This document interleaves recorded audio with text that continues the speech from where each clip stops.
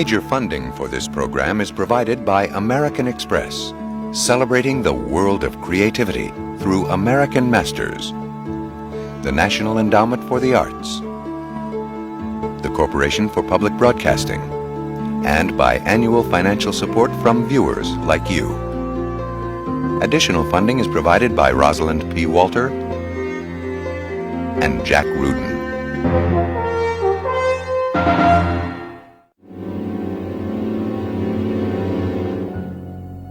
I cannot do anything better than the old masters did. When they ask me, do you still like the old masters? I say, I think they're wonderful. But my only justification is I do something different. You ask the old masters what they think of my things, it may be much more interesting. Unique, provocative. Man Ray was an innovative American modernist. A photographer, a painter, an object maker, and an avant-garde filmmaker. Look, they say that I'm ahead of the times, too. I said, no, I'm never ahead. I'm of my time. It's the others who are behind the times.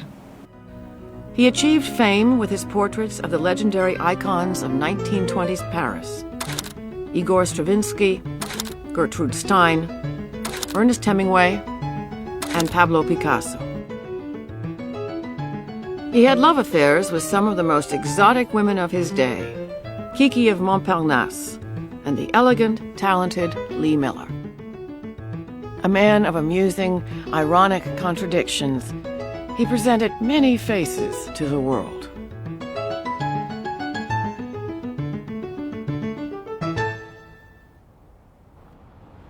Were you ever conscious of creating art? I never think about art. And I don't think the old masters ever thought that they were creating art. They had to express the spirit of their times. They would start to invent.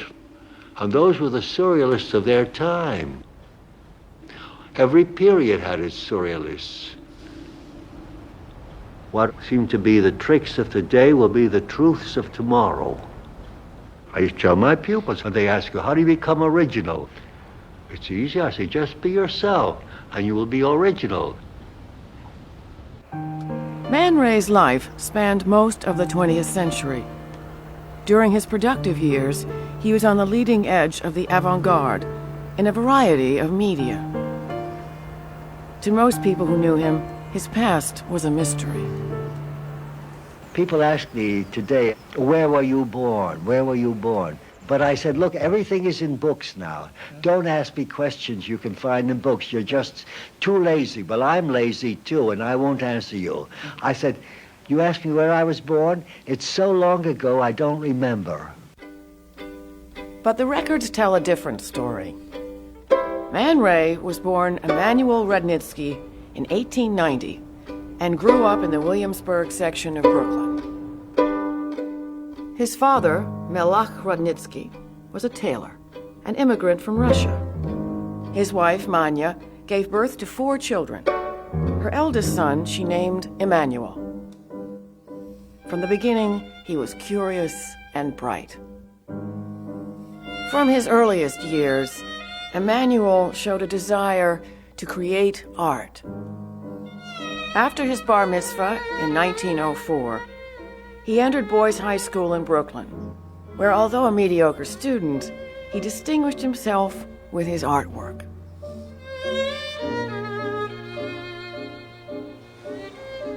These pen and ink drawings from his graduation yearbook bear his signature.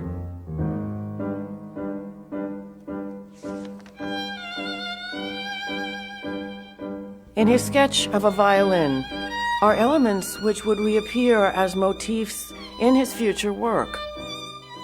It conjured up Radnitsky family musicales at home, with father on violin, accompanied by Emanuel on guitar. Against his family's wishes, Man Ray decided not to go to college, but rather to seek his future in art. He scandalized his family by bringing a nude model into his home studio, and the pressures on him intensified. Emanuel Radnitsky decided to change his name to Man Ray, separate himself from his past, and find fulfillment as an artist. He took an apartment in Manhattan, quickly adapting to the city's dynamic scene. And I have a very good technical training. My youth was spent making a living working in offices of publishers, of atlases, encyclopedias. I had to make drawings of everything from anatomy to machinery. And I became very expert as a draftsman. From his earliest years, Man Ray gravitated toward the center of cultural action. The fiery Emma Goldman founded the art school which Man Ray attended. Her anarchist views seized his imagination, and Man Ray's political cartoons adorned the covers of several issues of Goldman's magazine, Mother Earth.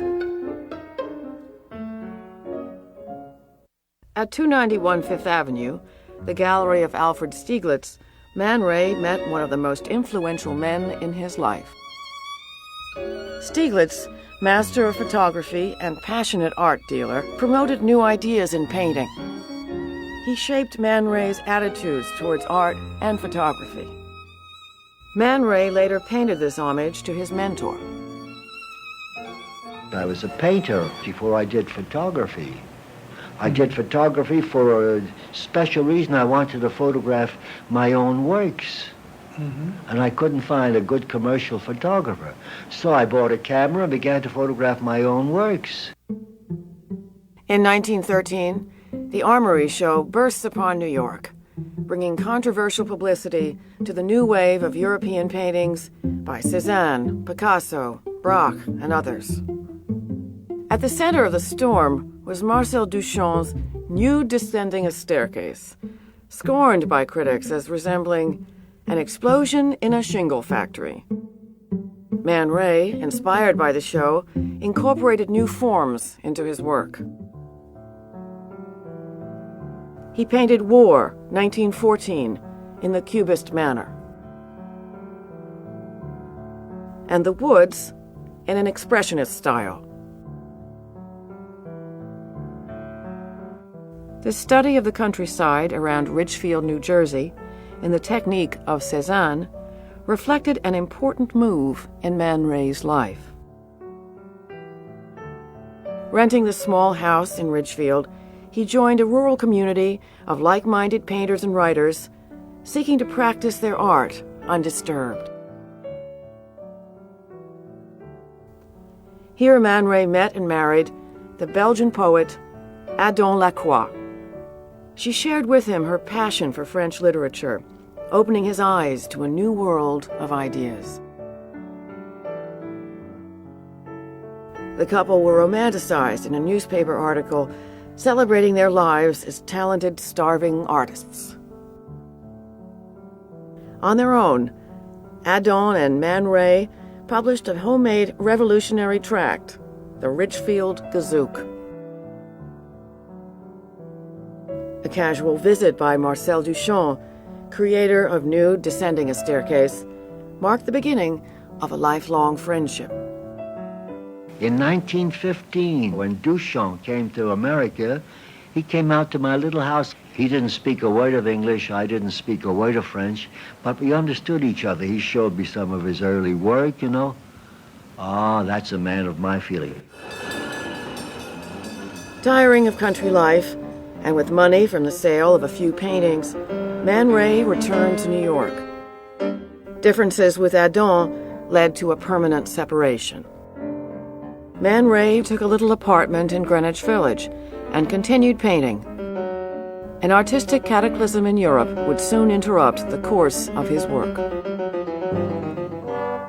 Dada started in Zurich in 1916. Disgusted by the carnage of World War I, free thinkers such as Tristan Tzara thumbed their noses at tradition.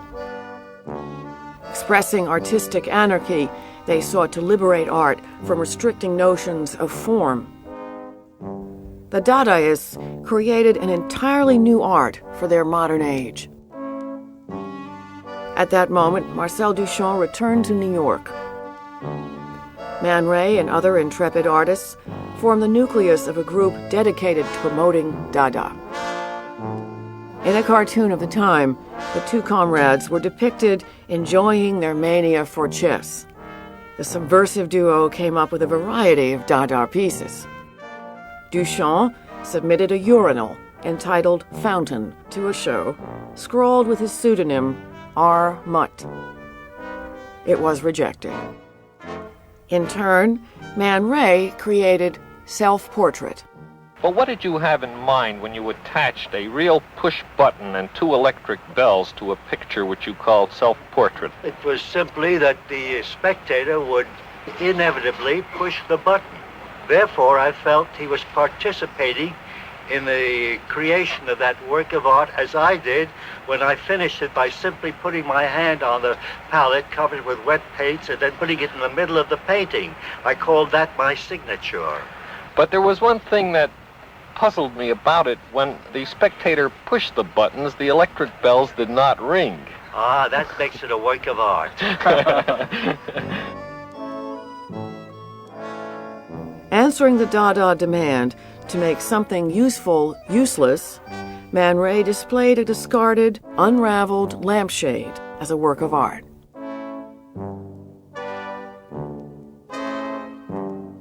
Discouraged by the lack of response to Dada, Man Ray wrote to Tristan Tzara, "Dada cannot live in New York.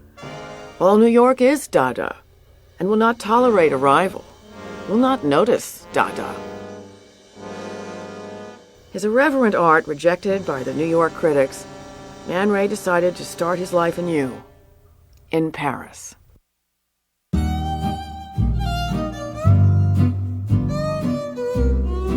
At the dawn of the 1920s, the lost generation from all over the world converged in this rough-and-tumble cosmopolitan haven where they lived cheaply and pursued their art to the fullest.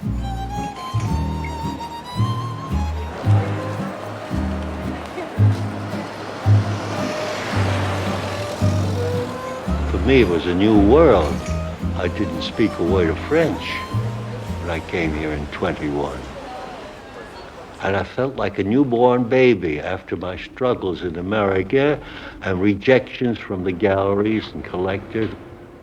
I was immediately introduced to the whole Avant-Garde group, the Dadaists at the time, who were the same people who became Surrealists later on, you know.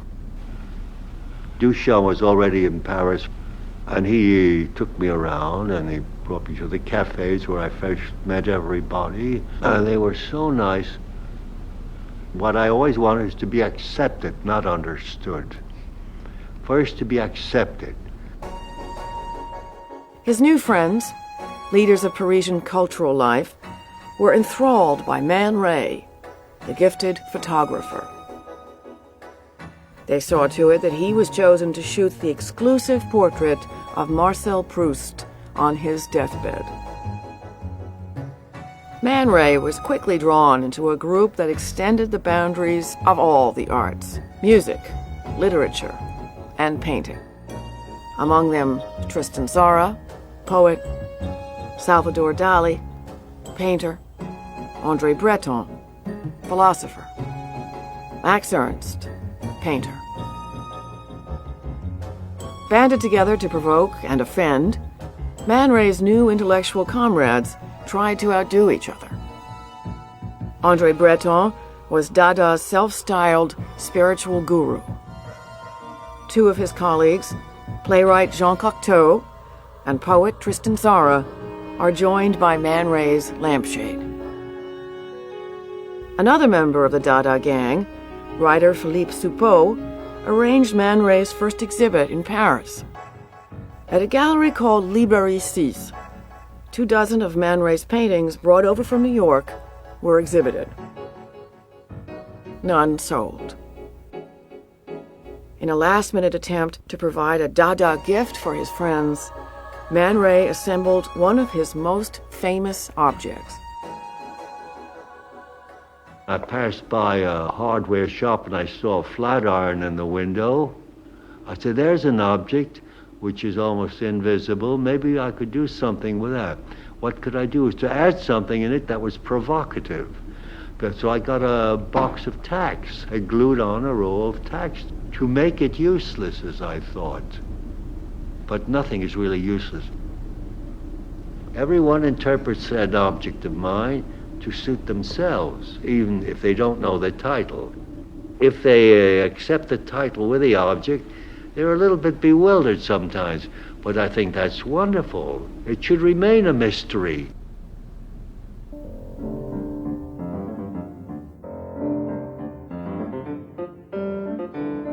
In 1922, Man Ray took a studio in the heart of Montparnasse.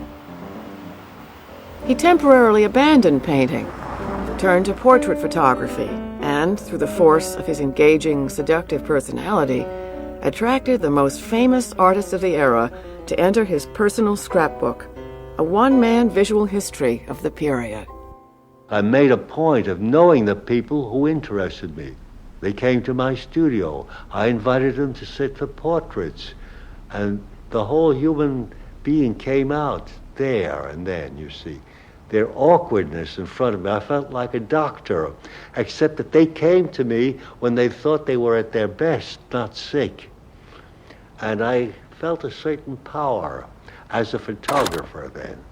And that's what fascinated me in photography especially, was the human face, the human reactions. Some would come and thought that they had to pose and look very impressive, like I photographed Schoenberg once. They brought him around when he's coming through Paris. And he came with a celluloid collar in those days, in the 20s, and a ready-made tie. And he sat in front of me very stiffly, like in an old 1900 photograph, you know.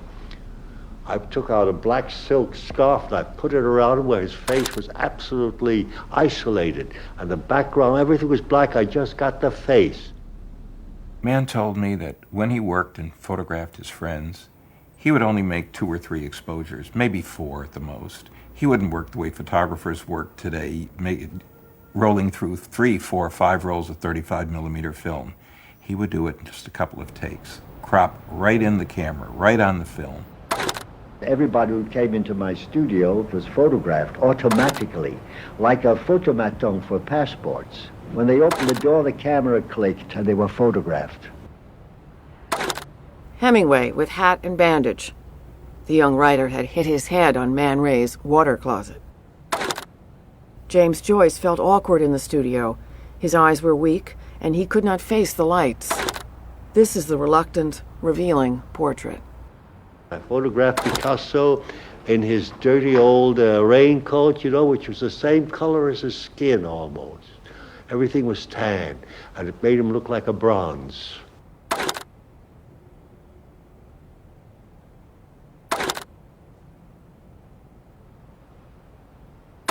Dada, the painter, used to send me his models to do nudes. He worked from the photographs. Because when he worked from the model directly, as one model who came to pose for me said, he has a very peculiar way of painting. I don't stand in front of him. I sit on his lap, and he puts his arm around me and paints with his right hand. He seems he should have been a sculptor. Man Ray's intriguing camera-less photographs, which he called rayographs, expanded the possibilities of photography. This is Man Ray's portrait of his niece, Naomi Savage, a photographer who studied with him. I'm going to show you a technique that Man Ray taught me of how to make a rayograph.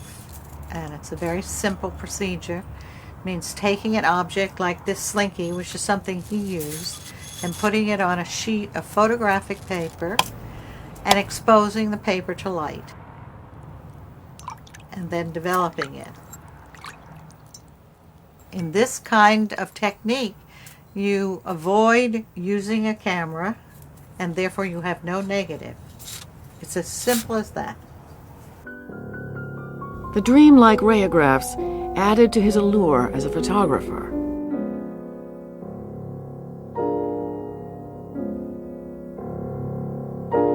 His rayograph techniques paved the way for Man Ray's move into avant-garde filmmaking.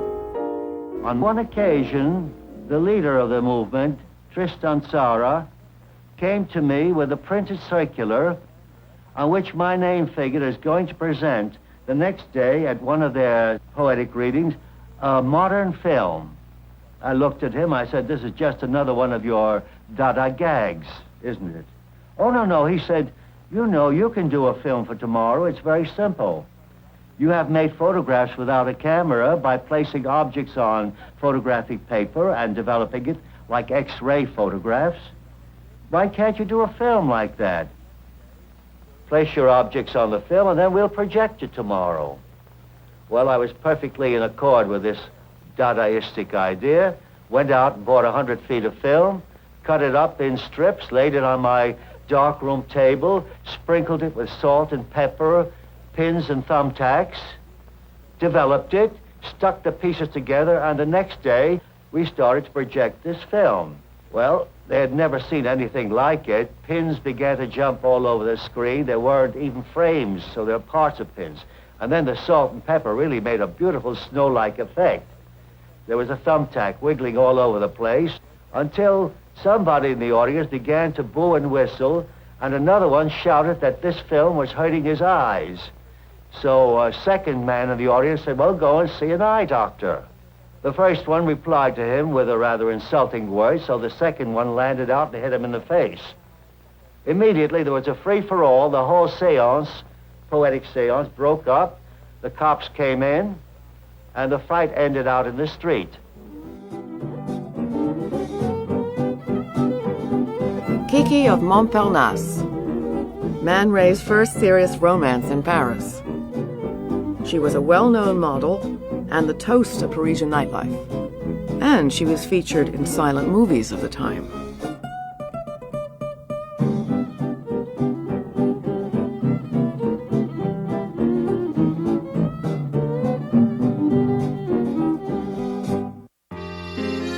Kiki was Man Ray's muse, a sensual kindred spirit.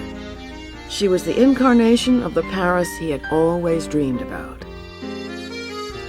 They were together for 4 years.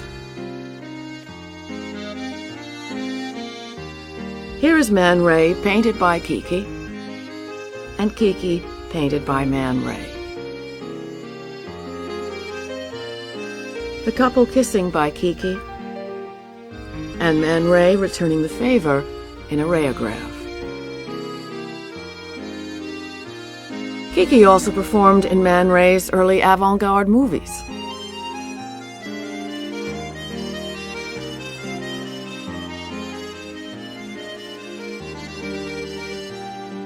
Encouraging her versatility as a model, Man Ray made Kiki the star of many of his most famous photographs, such as this series, Noir et Blanche, Black and White.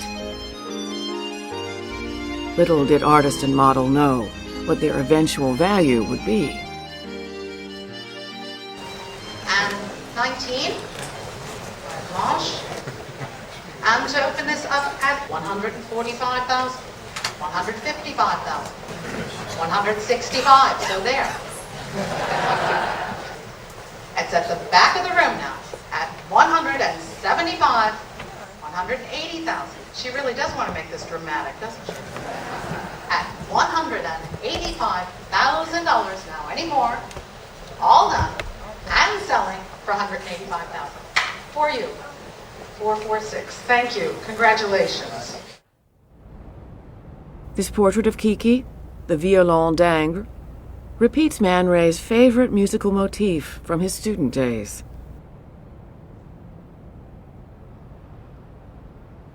The original was purchased by a friend and patron of Man Ray. I was wandering through a photographic exhibit in a museum in New York, and I saw a smaller version of the violon d'Ingres, and it said, original silver print, Man Ray. I immediately wrote to Man and said, Man, you told me I had the only original. How many more of these are around? And he wrote back and he said, I always take a negative of work that I have done, and I've reproduced a few of them. They're much smaller. Be assured you have the only original. In 1973, Man was given a show in Turin. The gallery used the violon d'Ingres for its poster, and Man Ray wrote on it, For Rosenmel, to create is divine, to reproduce is human. Man Ray.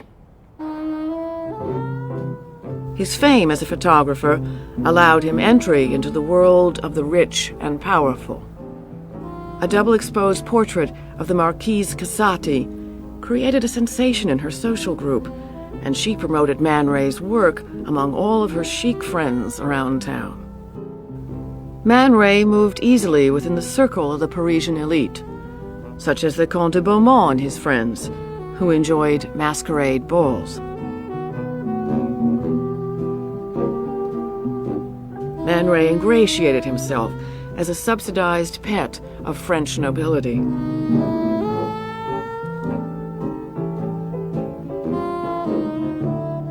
Funded by the Vicomtesse de Noailles, he made an avant-garde movie at her summer residence in Hyères in the south of France. He filmed a willing cast of socialites as they hid their faces behind stockinged masks.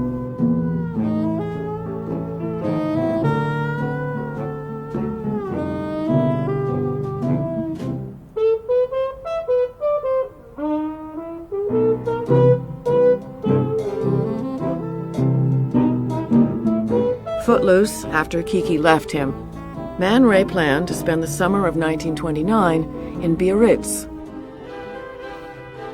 Then Lee Miller entered his life. Alluring and classically stylish, she had been a model for the famous photographer Edward Steichen. She graced the pages of fashion magazines and posed for the first advertisement for a woman's personal hygiene product.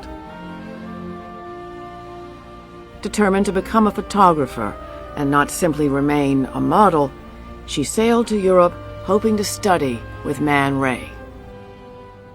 Lee had heard about Man Ray in New York from people like Steichen, and she had his address, and so she went to his studio, and it was all closed up, and the concierge said, "You're too late, mademoiselle.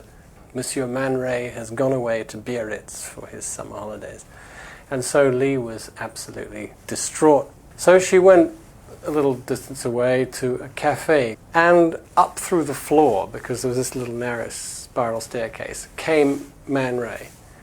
And she went over to him and introduced herself, and she said, "I'm your new student." And he said, "Well, that's too bad. I don't take students.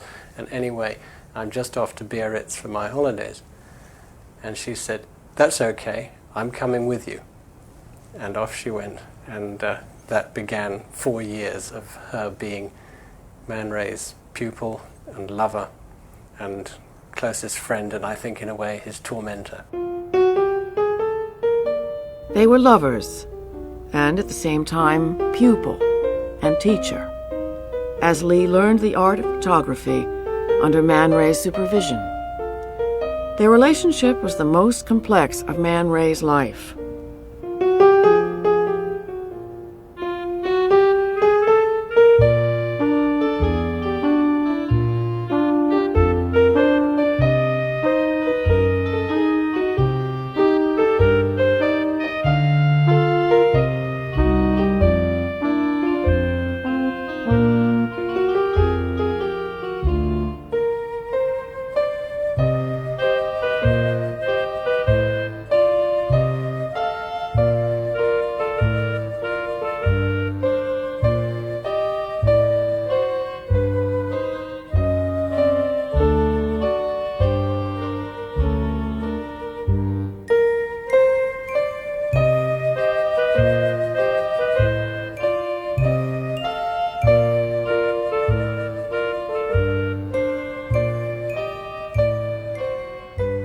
Working closely together led to competition and tension.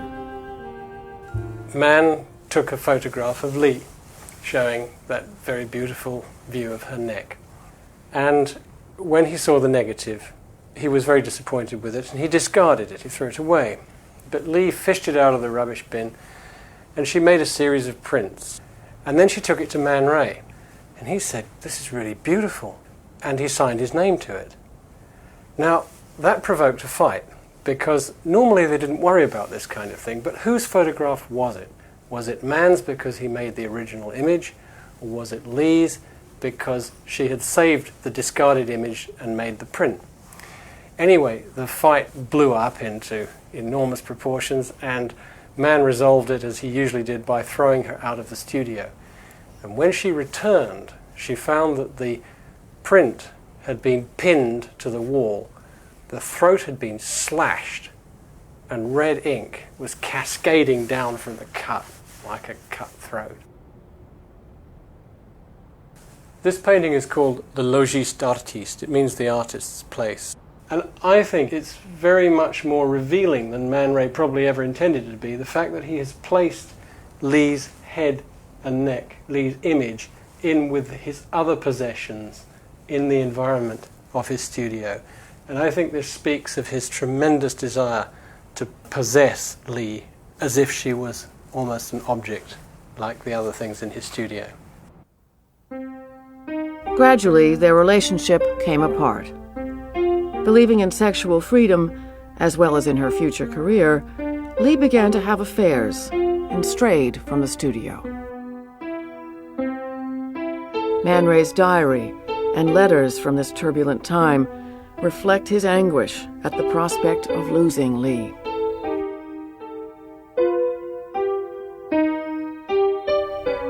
But his pleas were to no avail.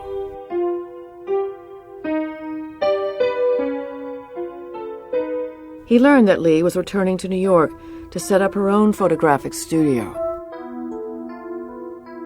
Desperate, the night Lee was to leave, Man Ray wandered to an apartment she had taken nearby. The darkened window was proof that she had departed. Returning to his studio, Man Ray had himself photographed in a mock suicide attempt, complete with a cigarette-loaded pistol. A Dada version of spurned love.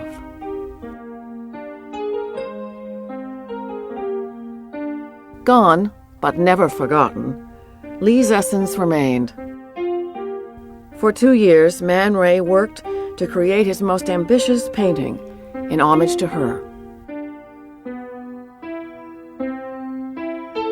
It was called À l'heure de l'observatoire, les amoureux, observatory time, the lovers.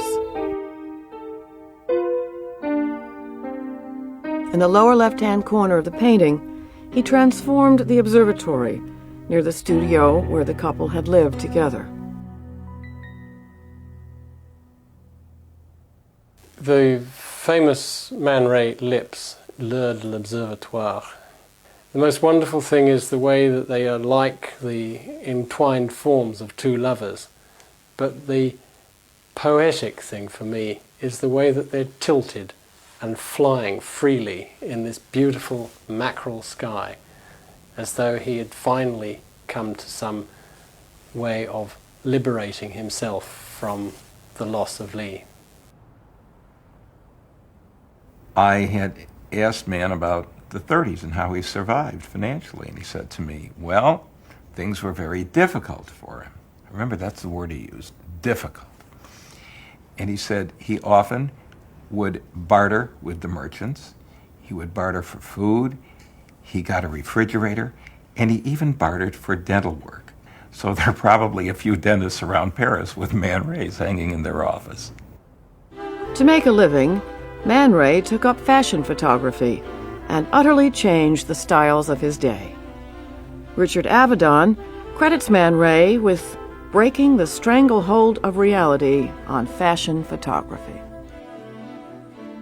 With premier designers like Coco Chanel, Mambochet, and Schiaparelli, Man Ray turned fashion photography into art.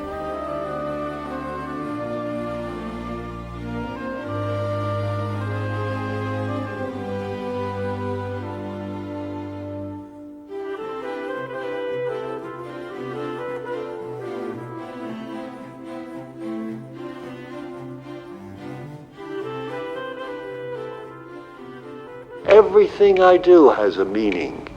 And if you don't get it, I can tell you what it is. I can't explain any further. When I'm asked to explain one of my objects, I say, If you explain the tree to me in the street or the woman walking down the street, I'll explain my object. It's because you're so accustomed to seeing these things, you no longer need an explanation. As he created, he followed his credo. My works are designed to amuse, bewilder, annoy, or to inspire reflection. New York. With just a few iron bars clamped together, Man Ray managed to capture the image and tension of the metropolis.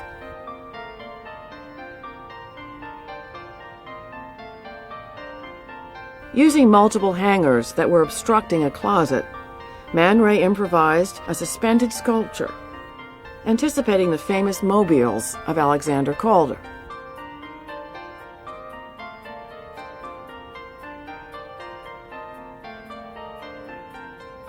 A pool table hovering in space, La Fortune, sums up chance in life.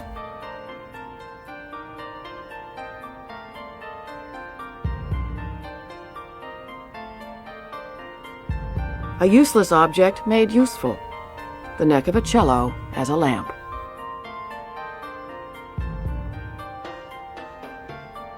It's the process, the mental process that's involved that interests me.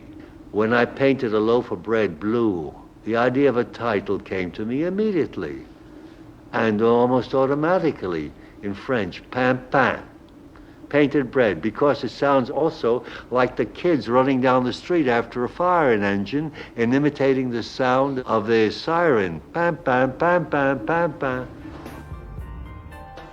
In a 1931 commission from a Paris utility, Man Ray made a monumental, imaginative portfolio about electricity.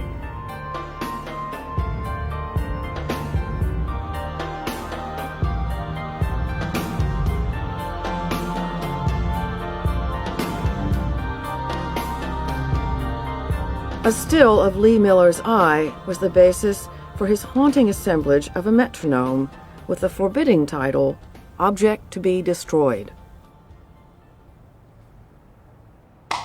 Take a photograph of one who has been loved, but is seen no more, Man Ray wrote, and then destroy with a single blow of a hammer.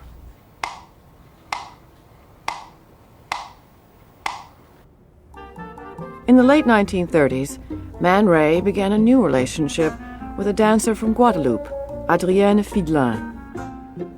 Adi accompanied Man Ray to Mougins, near Cannes, in the south of France, where he relaxed with close friends during the summer months, among them the poet Paul Éluard and Pablo Picasso.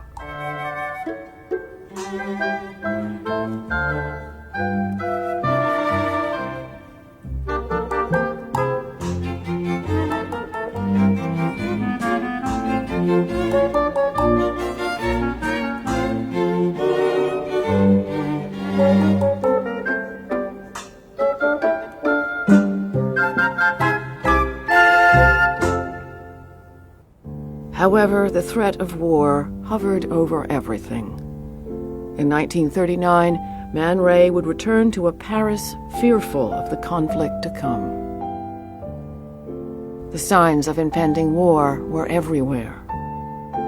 In his studio, Man Ray created his quintessential surrealist painting with an ironic title, Le Beau Temps, Fair Weather. This is my most representative work, Man Ray wrote, and the climax of my surrealist period. Le Beau Temps was the result of nightmares he had on the eve of war. 2 fruit trees are sadly bare. The protecting wall is breached by cannon shot. The Harlequin is Man Ray himself. André Breton called him the man with the magic lantern head. He hesitates on the verge of crossing a bloody threshold into an unknown future world where, he hopes, a new romance awaits.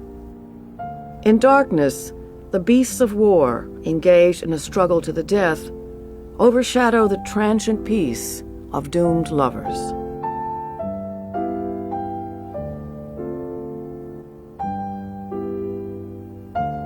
So I closed my studios in 1940. When the Germans came in, I said, everything is finished for me. I spent 20 years in Paris, and I left everything, and I went back to America, and I left even my paintings here in the care of friends, of my dealers who sold me colors and canvas. They hid all my things, and I found them 7 years afterwards. After a hazardous escape through France, Man Ray arrived in New York on August 16, 1940. He was not eager to remain in New York, where he had been rejected by the art world 2 decades before. When he came to America, he came and stayed with us, and somehow he wanted to go out west. He did not want to stay, he wanted to get as far away from the war as he could. So he decided to go to California, and coincidentally, my mother knew someone who was driving out to California, and this man happened to be a tie salesman. He would stop and he'd take all his ties out, and man would sit there and watch this time after time after time, and that was the end of the ties as far as he was concerned. At the end of the trip, man threw out all his ties and went and bought a shoestring, and for the next 20-odd, 30 years, he never wore a tie. He always wore a shoestring. Behind the drab exterior of this building in central Hollywood, Man Ray found a charming enclave that would serve as his hideaway for the next decade. The 2-story apartment was both living quarters and studio, where he could continue his creative work. Fortune, always his friend, came to his aid once more. On a blind date, Man Ray met Juliet Browner, a young dancer from the Bronx, adrift like him in this strange city. Shortly after, Juliet moved in with Man Ray. She was a soft-spoken companion and a graceful model. Man Ray paid her loving homage in a series of portraits.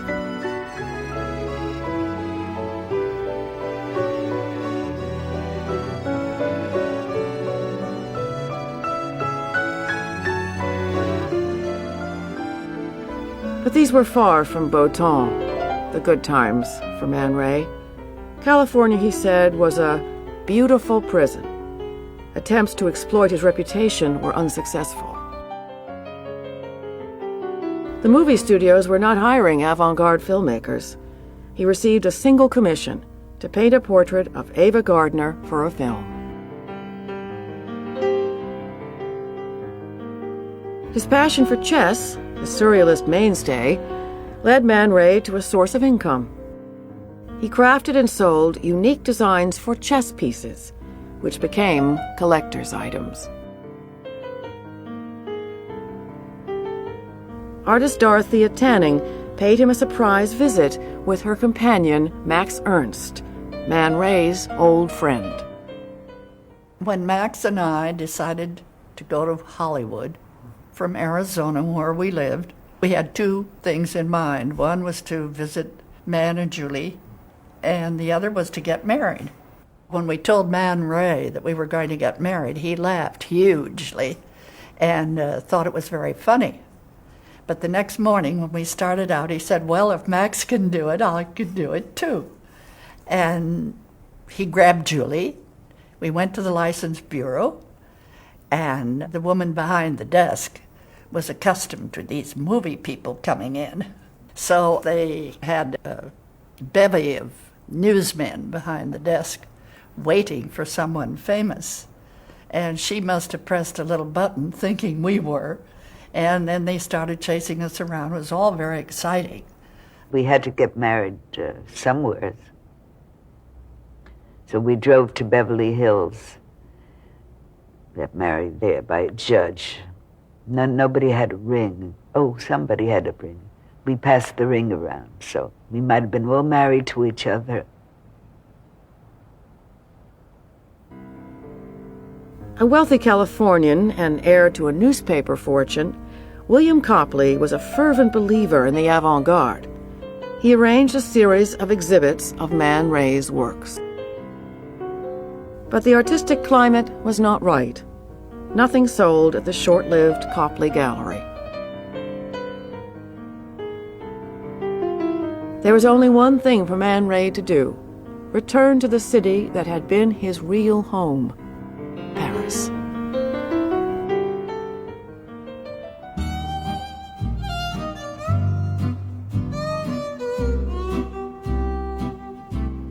Back in his beloved city, Man Ray found a space once again in familiar Montparnasse, on a little street near the Luxembourg Gardens, the Rue Ferrou. It had belonged to a sculptor who had vacated, and he needed that height for his big pieces of sculpture. But also, the studio was really built in the space between two buildings. He picked the space originally because it was conducive to the kind of work he wanted to do. Coming into the studio, at first you're amazed at the bareness of comfortable things. He really couldn't afford to find a studio that had all the comforts. There were no windows below. The windows were only on the second level, where he had a balcony, where he kept his work. He had suspended from the ceiling, halfway down, a draped white curtain, like wings of an angel tied up to the roof. And down below, Man was able to build living quarters out of it, studio out of it, kitchen facilities out of it. And he did this in a very inventive way. When winter came, it was freezing. It was 6 to 8 degrees centigrade. And we had to get that oil stove. Every morning he'd get up and fill it with a jerry can. That's winter. I would make breakfast and take it to bed. We would have breakfast in bed. Body heat. Dreams were very important to him.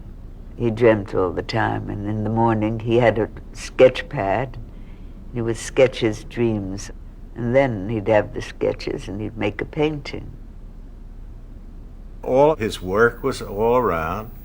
You would look at some of the stuff and you'd think it was junk, because they were objects that were all together, and they were odd things that there was no real, you couldn't understand what it was. It looked like a junk heap in some places. But if you pulled individual things out came magic. We were sitting around having breakfast one morning. A man was staying with us, and we were bantering about this, that, and the other thing. And somehow the idea of wig came up. And at that point, women were wearing wigs, and they were very popular at the time. And somehow it came out that Naomi had a wig in the closet. And he said, well, let me see it. And Man put it on. And he was smoking a cigar, and there was this wig, and here is man is woman, sitting at the table. And it was typical of what he was about. It was fun. He was always making puns. He would be a sailor. He would wear a fur hat. He would be an Aussie, a Russian. You never knew what to expect with him. I was photographing Man in his studio. He got into his lounge chair, and as I was photographing him, he started to make hand gestures with his thumbing his fingers at me, sticking his tongue out, and finally he put his finger in his nose and held it there. Well, I photographed him. And he loved the picture so much, he said to me, I want this to be the cover of my next catalog. He concentrated on painting, avoided photography, and wrote his autobiography. Man Ray declared that the memoir was meant to be ambiguous for the average reader. This is my way, as in my paintings. Although the sales of his art remained slow, he at last gained celebrity cachet and wider acceptance. Retrospective exhibitions in Europe and America honored his work. Man Ray became a revered, nostalgic figure. In 1957, students protesting against Dada stormed one of Man Ray's exhibits, doing away with one of his original metronomes. The title was Object to be Destroyed. That was the title. Yes. So they have no imagination. They were not thinking... They took my title. They used my title. That was already very nice. When the police said to me, well, you must prosecute them, we caught them. They caught the people. Oh, no, I said, maybe at their age I would have done the same thing. Despite many honors bestowed upon Man Ray, one distinction persistently eluded him. I think at times he was bitter because he was known as a photographer, first-class photographer. But what he was really interested in was being known for his artwork, which he considered the photography as art, but I think painting was his first love, and he took up photography to make a living, and then was very inventive with it because that was his nature. Because of a knee condition, as he grew older, Man Ray's world was confined to the small neighborhood around the Rue Ferrou. I'm an old man now. In 60 years, you could do a lot of work. I did a lot of things in 60 years. My painting, my photography, my objects.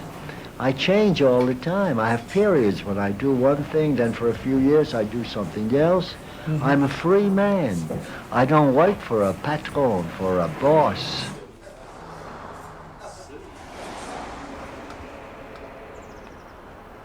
I am indifferent to things that do not interest me, but never would I attack them, especially in the creative arts. Because I say anybody who does creative art is a sacred person. I don't care what he does, whether he paints academic pictures or is modern or different from anything else. He cannot do any harm. Whereas a bad politician, a bad doctor, or a bad cook can kill you. To live comfortably, Man Ray and Juliet depended upon the kindness of friends and the occasional sale of artwork. A lion in winter, he outlived lifelong friends like Max Ernst and Marcel Duchamp. Only memories remained. One night I was in the studio with Julie and Man Ray when Lee Miller and Roland Penrose dropped by for a quick drink. And as they were leaving the studio, Man looked sort of poignantly at Lee, and he turned around to me and said, "You know, I don't understand it, but she doesn't excite me anymore." Working in his studio until the very end, Man Ray died in 1976. He was 86 years old. What I'm referring to is not successful people. I'm referring to the avant-garde, the people who are really paving the way and who will be known afterwards. So, in other words, his works did not sell very well until after he died. This is, alas, the story of our lives. Then things go way up. You have to die first. And now his time has finally come. At exhibitions like this in Los Angeles, a new generation discovers Man Ray. His major works now sell in the millions. Man Ray wrote, "I simply try to be as free as possible in my manner of working and in my choice of subject. No one can dictate to me or guide me." Refusing to be categorized, Man Ray succeeded in making his own style of life his best artwork of all.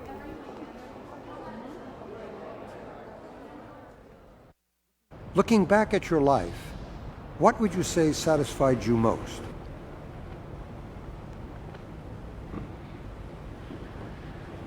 I think women.